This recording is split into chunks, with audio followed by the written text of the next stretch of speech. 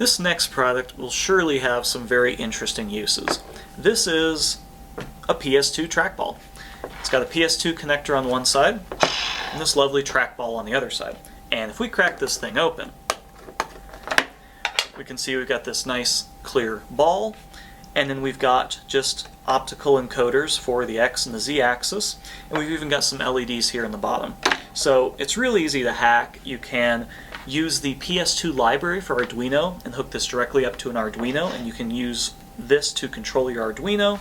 And the other nice thing about this too is that this second wire lead with all these wires coming out of it, these are actually the mouse buttons. So if we take the ground and connect it to the yellow, we've got a left click, to the white we've got a right click, and then to the red we've got that middle button.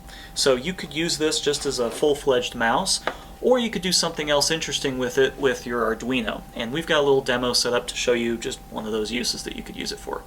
Here we've got an interesting little demo that my assistant Nick came up with. We were trying to think of a way to use this other than a mouse or other than a trackball and use it something a little bit different. He really likes a musical instrument shield. So what we've done is we've enclosed this in a box. We've got the two arcade buttons hooked up to the left and the right mouse buttons.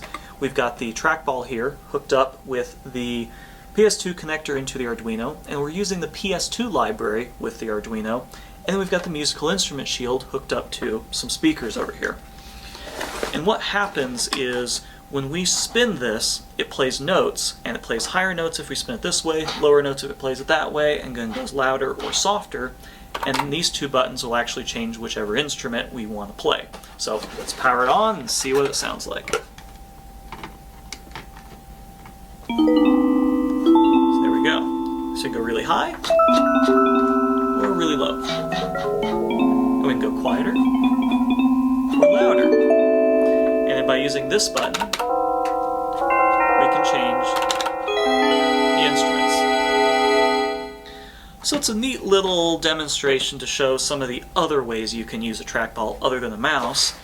And as you can see, when it turns on, you've got this nice green glow, and when you press a button, it has a red LED. And this is not something we programmed in, this is just the nature of the trackball, so this is how it works.